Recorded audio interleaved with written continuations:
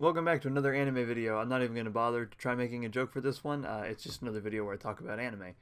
Last time we talked about Kill la Kill, and this time we're jumping back to, I almost said the 90s, it isn't the 90s, it came out in 2000. Jumping back to older stuff, we're going to talk about Fooly Cooly, because I'm eternally late on everything, and I watched Fooly Cooly, or rather finished Fooly Cooly for the first time yesterday. And so I felt like I wanted to talk about it, because this is a show that's, I think, the best way to describe it. It's hard for me to pinpoint really even what it's about. It, I think, had a plot. I couldn't tell you what it was, but it, I think, had one, for sure. The basic rundown is that this kid, whose name I don't remember right now, I only really remember one character's name, this kid is just hanging out with his older brother's, I'm fairly sure, ex-girlfriend, because his older brother went to America to play baseball, and then that's never brought up again. And suddenly, this other girl on a bike shows up and rams directly into him, and then he gets this weird, like, horn on his head that by the end of the first episode turns into, like, a robot, and then the robot sticks around and does laundry, and is just sort of a member of their family. And then the rest of the show is just a bunch of weird stuff that happens in connection to itself, or in connection to everything else. The only character that I remember the name of is Haruko, who is the girl that runs into the main character on her bike and gives him that weird horn thing. Haruko is insane, possibly literally. If you've ever seen like gag manga type shows, there's always one character who's just totally nuts, or in the case of Nichijou, it's everybody. Haruko is that character, basically, and she is the most entertaining part of it. She constantly is probably doing something weird. She's either... she can also reference random stuff. Like, she references a Japanese soap commercial that was kind of big at the time. There's a lot of cultural references, so it's also very dated, kinda. It's a wild ride of a show. It's listed as comedy on most things that I can find, and it kinda is, but it has this air of also actually trying to have a message at some points.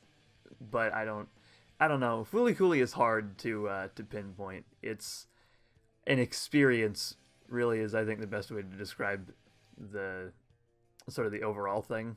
On to things that I actually can talk more about. The show is, despite me not knowing what's going on and feeling like I'm missing something in the writing, it's still very entertaining. I was not bored while watching it. I guess it helps that it's only 6 episodes.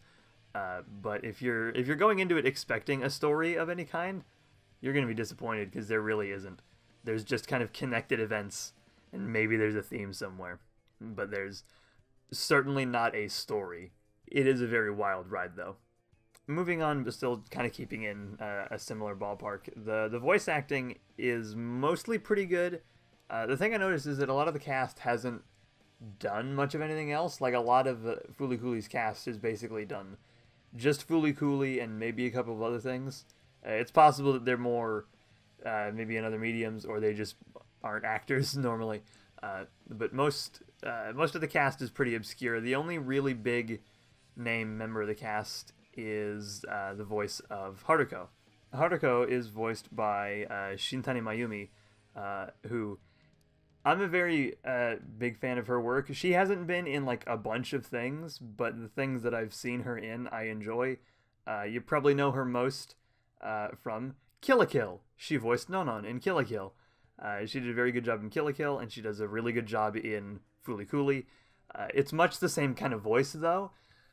The only real difference between the two of them is, I think, the voice she uses for Nonon is a little bit more scratchy than for Haruko, but it's mostly the same. And slightly lesser known, I guess, she was also in Space Patrol Luluko as Midori, another character that I really liked. In general, by the way, you should watch Space Patrol Luluko. It's great, especially if you like Trigger. It's a really good short form. But back onto the main thing. Mayumi does a really, really good job as Haruko. She has this knack for just kind of playing strange characters very well, but also more with Nonon and Midori. They have this sort of sarcastic air to them, which Haruko doesn't really have. Haruko is very much just kind of insane. If I had to compare to something, probably Deadpool or Gwenpool, maybe, for a little bit less insanity. But it sort of has that vibe of just stuff happens and she's weird and crazy. Mayumi does a really good job.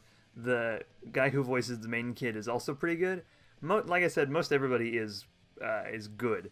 There are a couple voice actors that aren't great, like the whoever voices the mayor's daughter, whose name I can't remember. She just sounded kind of bored and not particularly good. But none of the cast, I think, is standout awful. Another one of particular note is the guy who voices the main character's father. He's entertaining. Very good job on that voice actor's part. Something that the one thing that really stands out as probably the most impressive part of the show, personally to me though, is the animation. Fooly Cooly is done by Gainax, who I poorly described in my Kill la Kill video. But Gainax is much like Trigger, because Trigger's kind of made up of former Gainax staff. Very good at doing sort of not quite flawless, perfect animation, but very sort of rough but well done animation. And Fooly Cooly is a really good example of that. The animation is not highly detailed. It's not like spectacularly done. It's not going to blow your mind with how good it looks, but it's very clean, especially on the Blu-rays. The style that it goes with, it does very well. Very, very simplistic, very flat. There's not a whole lot of shading most of the time, and I think it makes it look kind of bland, but at the same time it works. It's not boring to look at. It's just more sparse on detail, I'd say, than just being boring. But being Gainax, it is very smooth. It's honestly kind of uncannily smooth sometimes. It just looks like, you've seen that kind of animation where it's so smooth that it kind of looks weird, like it shouldn't be that smooth. Fooly Cooly is like that a lot of the time. But as far as I'm concerned, that's always a compliment, if your animation is just smooth enough that it looks kind of weird. The animation can also be very elastic. If you've ever seen like old slapstick cartoons, or even stuff from the 90s sometimes is that way. Like Animaniacs, old Looney Tunes stuff, very elastic in the way everything moves, kind of. And Fooly Cooly looks very similar a lot of the time. It's you can tell a lot of the time from the Gainax animators that they care a lot about American animation and pop culture, or at least that they've seen a lot of it, and you especially see that in Fooly Cooly, considering it.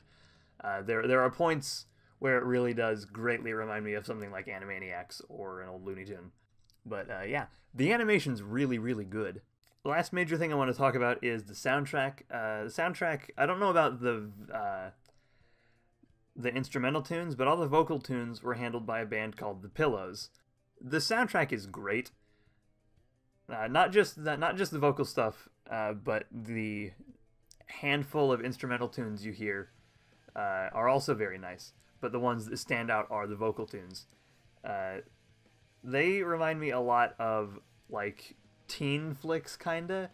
It's hard to describe exactly, but if you've ever seen sort of teen comedies or stuff like things like that from the 90s, they'll sort of have the generic pop hits of the time playing in the background, and that's kind of the vibe that the vocal songs in Fooly Cooly give off. But instead of being generic pop hits, they just kind of sound like it, but they're actually amazing. The ending song, Ride on Shooting Star, especially, is a really big standout. It reminds me a lot of the Kinks.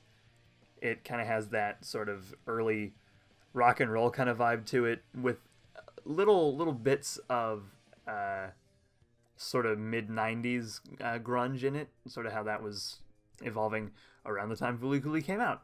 But the soundtrack is really very varied and just overall well put together. It sounds nice, and I'm definitely going to be listening to it in my off time. But yeah, I think that's about all I really have to say about Fooly Cooly. It's kind of a big deal, I guess.